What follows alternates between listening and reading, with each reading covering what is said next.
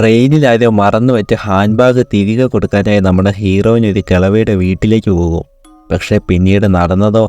പറഞ്ഞു വരുന്നത് 2018 ഇറങ്ങിയ ഗ്രിറ്റ എന്ന മൂവിയെ പറ്റിയാണ്. അപ്പം welcome to movie hunter Malayalam. നമുക്കിതാ വീഡിയോയിലേക്ക് പോകാം. മൂവി ആരംഭിക്കുമ്പോൾ തന്നെ ഒരു റെയിൽവേ സ്റ്റേഷനാണ് കാണിക്കുന്നത്.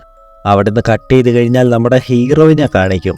അവളൊരു ഹോട്ടലിൽ സെർവറായാണ് വർക്ക് ചെയ്യുന്നത്. അങ്ങനെ വർക്കൊക്കെ കഴിഞ്ഞ് ഇവള് ട്രെയിനിൽ പോകുന്ന ടൈമിലോ അവിടെ ഒരു ഹാൻഡ് ബാഗ് ഇരിക്കുന്നതായി കാണും. അതായത് ആരെ വെച്ചിട്ട് പോയൊരു ഹാൻഡ് ബാഗ്.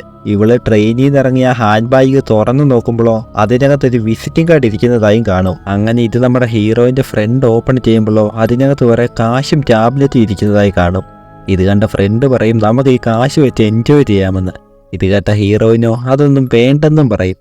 പിറ്റേ ദിവസം തന്നെ ഹീറോയിൻ ആ വിസിറ്റിംഗ് കാർഡിലുള്ള അഡ്രസ്സിലേക്ക് ചെല്ലും. അങ്ങോട്ടേക്ക് ചെന്ന് ബെല്ലടിച്ച ഉടനെ തന്നെ ഒരു കിളവി വന്ന് ഡോറ് തുറക്കും. ഒരു സൈക്കോ ലുക്കുള്ള കിളവി. അങ്ങനെ ഈ പുള്ളിക്കാരി നമ്മുടെ ഹീറോയിനെ അകത്തേക്ക് വിളിച്ചുകൊണ്ട് പോകും. രണ്ടുപേരും സംസാരിച്ചുകൊണ്ടിരിക്കുന്ന ടൈമിൽ എന്തോ ഒരു ശബ്ദം കേൾക്കും. ഇത് കേട്ട കിളവി അയൽവക്കക്കാർക്ക് ഒരു പണിയുമില്ല എന്ന് ചോദിച്ച് അങ്ങോട്ടേക്ക് പോകും. ആ ടൈമിൽ നമ്മുടെ ഹീറോയിൻ അവിടെയുള്ള എല്ലാ ഫോട്ടോസും നോക്കും. കിളവിയോട് ചോദിക്കും ഇതൊക്കെ ആരാണെന്ന്. പുള്ളിക്കാരിയാണെങ്കിൽ എല്ലാ കാര്യവും പറയും. മകൻ ന്യൂയോർക്കിലാണെന്നുള്ള കാര്യവും പുള്ളിക്കാരത്തിയുടെ ഒരു ഡോഗ് ഈ കഴിഞ്ഞിടയ്ക്കാണ് ചത്തുപോയതെന്നുള്ള കാര്യവും അങ്ങനെയെല്ലാം. ഇത് കേട്ട ഹീറോയിൻ ചോദിക്കുമെങ്കിൽ പുതിയൊരു ഡോഗിനെ വാങ്ങിച്ചുകൂടെ എന്ന്. ഞാൻ ഓൾറെഡി ഇപ്പോൾ ഒരു ഡോഗ് പോയ വിഷമത്തിലാണ്, അതുകൊണ്ട് പുതിയ ഒരെണ്ണത്തെ വാങ്ങുന്നില്ലെന്ന് പുള്ളിക്കാരത്തി പറയും. അതോടൊപ്പം തന്നെ ഒരെണ്ണത്തെ വാങ്ങാൻ ഉദ്ദേശിക്കുന്നുണ്ടെങ്കിൽ നിന്നെ വിളിച്ചോളാം എന്ന് പറഞ്ഞ് നമ്മുടെ ഹീറോയിൻ്റെ നമ്പറും വാങ്ങും. അങ്ങനെ പിറ്റേ ദിവസം കിളവി ഹീറോയിനെ വിളിച്ചിട്ട് പറയും എനിക്കിപ്പോൾ ഒരു ഐഡിയ തോന്നുന്നു, ഒരു ഡോഗിനെ വാങ്ങിയാലോ എന്ന്. എങ്കിൽ വാ നമുക്ക് രണ്ടുപേർക്കും പോയി വാങ്ങാമെന്ന് പറഞ്ഞ് നമ്മുടെ ഹീറോയിനെ വിളിച്ചുകൊണ്ട് പോകും. ആ ഒരു ടൈമിലാണ് ഹീറോയിൻ്റെ അമ്മ ഈ കഴിഞ്ഞിടയ്ക്ക് ഡെഡായ കാര്യം കിളവി അറിയുന്നത്. പിന്നീട് ഇവർ രണ്ടുപേരും നല്ല ക്ലോസ് ആകും. അങ്ങനെ ഒരു ദിവസം ഫ്രണ്ട് നമ്മുടെ ഹീറോയിനെ ഒരു പാർട്ടിക്ക് വിളിക്കും. പക്ഷേ ഹീറോയിനെ ഓൾറെഡി ആ കിളവി ഒരു പാർട്ടിക്ക് വിളിച്ചിട്ടുണ്ടായിരുന്നു. അതുകൊണ്ട് തന്നെ ഹീറോയിൻ പറയും ഞാൻ അതിന് പോകുക, അതുകൊണ്ട് ഇന്ന് രാത്രിയാകും വരുമ്പോൾ എന്ന് പറഞ്ഞ് അവിടെ നിന്ന് പോകും. പക്ഷേ ഹീറോയിൻ ഈ കിളവിയുടെ കൂടെ നടക്കുന്നത് ഫ്രണ്ടിന് ഒട്ടും ഇഷ്ടപ്പെടുന്നില്ലായിരുന്നു. കിളവിയുടെ വീട്ടിൽ രണ്ടുപേരും കുക്ക് ചെയ്തുകൊണ്ടിരിക്കുന്ന ടൈമിൽ പുള്ളിക്കാരി നമ്മുടെ ഹീറോയിനോട് പറയും ഒരു ക്യാൻഡിൽ എടുത്തുകൊണ്ട് വരാൻ. ഇത് കേട്ട ഹീറോയിൻ അവിടുത്തെ റൂം മുഴുവൻ തപ്പും. ആ ടൈമിലാണ് യാദൃശ്ചികമായിട്ട് ഒരു ഡ്രോ ഓപ്പൺ ചെയ്യുമ്പോൾ ഒരു ബാഗ് കാണുന്നത്. അതായത് നമ്മളത് ട്രെയിനിൽ വെച്ച് കണ്ട പോലത്തെ അതേ ബാഗ്. നോക്കുമ്പോഴോ അതേപോലെ തന്നെയുള്ളൊരു വിസിറ്റിംഗ് കാർഡും. അവളെ ബാഗ് മറിച്ച് നോക്കുമ്പോൾ അതിലൊരു പേരും നമ്പറും എഴുതി വെച്ചേക്കുന്നത് ഇവള് കാണും. ആ ടൈമിലാണ് ഹീറോയിന് പിടികിട്ടുന്നത് കിളവി പ്ലാൻ ചെയ്താണ് അവളെ അങ്ങോട്ട് കൊണ്ടുവന്നെന്നുള്ള കാര്യം. പുള്ളിക്കാരത്തി എന്തെങ്കിലും ചെയ്യുമോ എന്ന് പേടിച്ച് ഹീറോയിൻ അവൾക്ക് സുഖമില്ലെന്ന് പറഞ്ഞ് അവിടെ നിന്ന് നൈസായിട്ട് മൂങ്ങും. പിന്നീട് പുള്ളിക്കാരത്തി തുടർന്ന് നമ്മുടെ ഹീറോയിനെ വിളിച്ചുകൊണ്ടിരിക്കും.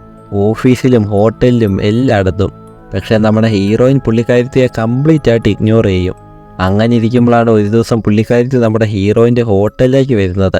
നീ എന്താ ഫോൺ എടുക്കാത്തതെന്നും ചോദിക്കും. ഇത് കേട്ട ഹീറോയിനോ നിങ്ങളന്ന് പ്ലാൻ ചെയ്താണ് ആ ബാഗ് ട്രെയിനിൽ വെച്ചതെന്നുള്ള കാര്യം എനിക്ക് പിടികിട്ടിയെന്ന് പറയും. ഇത് കേട്ട പുള്ളിക്കാരത്തി ഹീറോയിനോട് കുറേ സോറി ചോദിക്കും. പക്ഷെ നമ്മുടെ ഹീറോയിൻ ഇതൊന്നും മൈൻഡ് കൂടി ആക്കത്തില്ല. പിറ്റേ ദിവസം കിളവി ഹോട്ടലിൻ്റെ വെളിയിൽ നമ്മുടെ ഹീറോയിനെ തന്നെ നോക്കി നിൽക്കും. ഇത് കണ്ട ഹീറോയിനോ അപ്പം തന്നെ പോലീസിനെ വിളിക്കുകയും ചെയ്യും. വന്ന പോലീസ് ചോദിക്കും ഇത് വെറുതെ വിട്ടേത്, പുള്ളിക്കാരി അവിടെ നിങ്ങളെ നോക്കി നിന്നതല്ലേ ഉള്ളൂ, ഒന്നും ചെയ്തില്ലല്ലോ എന്ന്. അങ്ങനെ വർക്കെല്ലാം കഴിഞ്ഞ് ഹീറോയിൻ വെളിയിലേക്ക് ഇറങ്ങുമ്പോഴോ കിളവി അവിടെ അങ്ങ് കാണുന്നില്ല.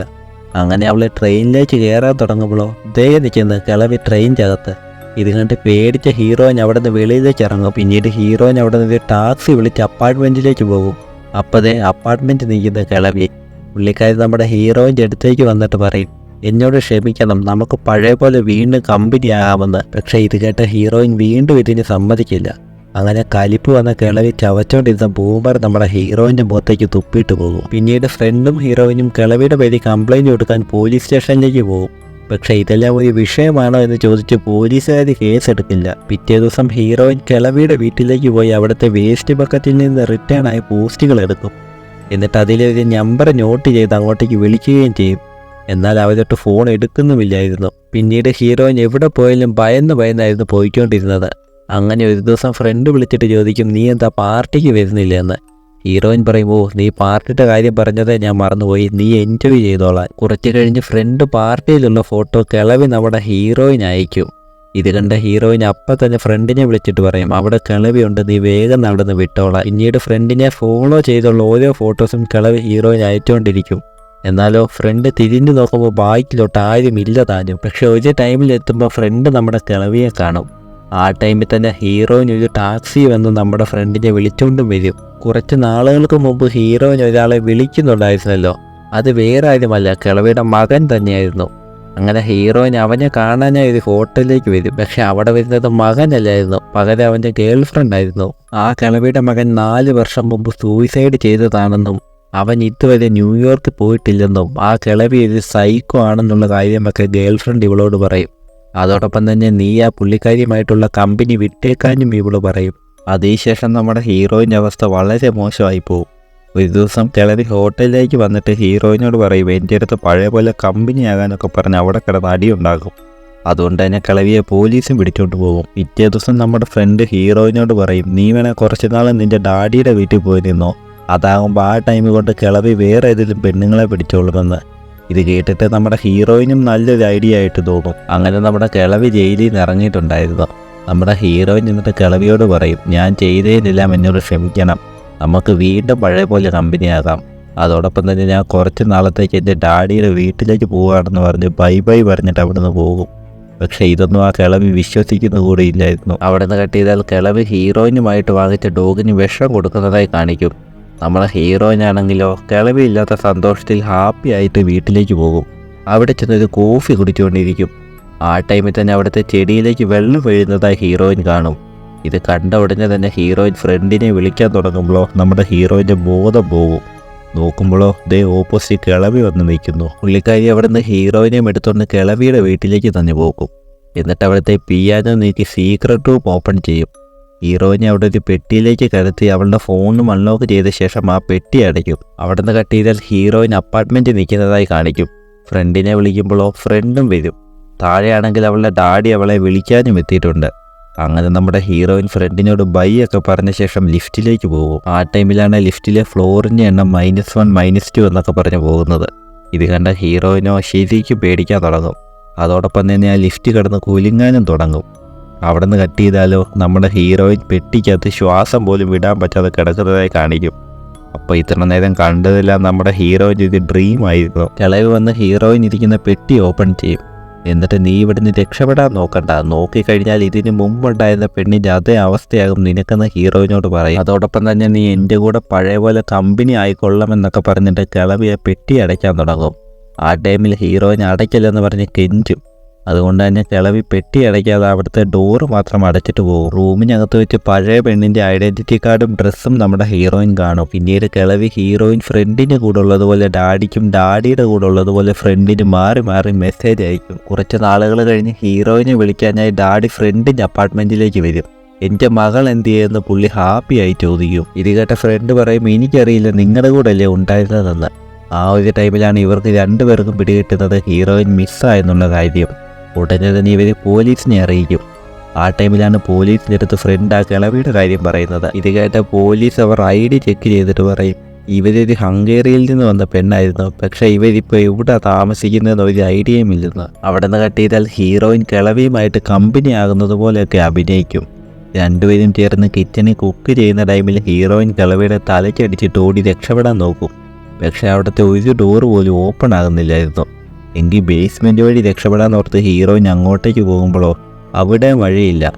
ആ ടൈമിൽ തന്നെ കിളവി വന്ന് ഹീറോയിനെ ബോധം കെടുത്തിയ ശേഷം വീണ്ടും പിടിക്കും. അവിടെ നിന്ന് അവളെ ഒരു ബാർഡപ്പിലേക്ക് കൊണ്ടുപോയി കുളിപ്പിക്കും. ശേഷം വീണ്ടും അവളെ ആ റൂമിലേക്ക് കൊണ്ടുപോയി കെട്ടിയിട്ടിട്ട് കിളവി വീടിന് വെളിയിലേക്ക് ഇറങ്ങും. ആ ടൈമിൽ തന്നെ പോലീസും കിളവിയെ അന്വേഷിച്ച് അങ്ങോട്ടേക്ക് വരും. പോലീസ് അവിടെ മുഴുവൻ അന്വേഷിക്കും. ആ ടൈമിൽ തന്നെ കിളവിയും അങ്ങോട്ടേക്ക് വരും. എങ്ങനെയൊക്കെയോ പറഞ്ഞ് കറക്കിയെടുത്ത് പോലീസിനെ വീടിനകത്തേക്ക് കൊണ്ടുവരും. പോലീസ് ഹീറോയിനെ പറ്റി കിളവിയോട് ചോദിക്കാൻ തുടങ്ങും. പോലീസ് വന്ന ശബ്ദമാണെങ്കിലോ ഹീറോയിനകത്തിരുന്ന് നല്ല പോലെ കേൾക്കുന്നുമുണ്ടായിരുന്നു. അതുകൊണ്ട് തന്നെ അവൾ അവളുടെ കട്ടിലിട്ട് ആട്ടാൻ തുടങ്ങും. ഈ ശബ്ദമാണെങ്കിലോ നല്ല പോലെ വെളിയിൽ കേൾക്കുന്നുമുണ്ട്. ഇത് കേട്ട കിളവിയാണെങ്കിൽ പിയാനോയിൽ ഓട്ടോ മ്യൂസിക് ഇട്ടിട്ട് വരും.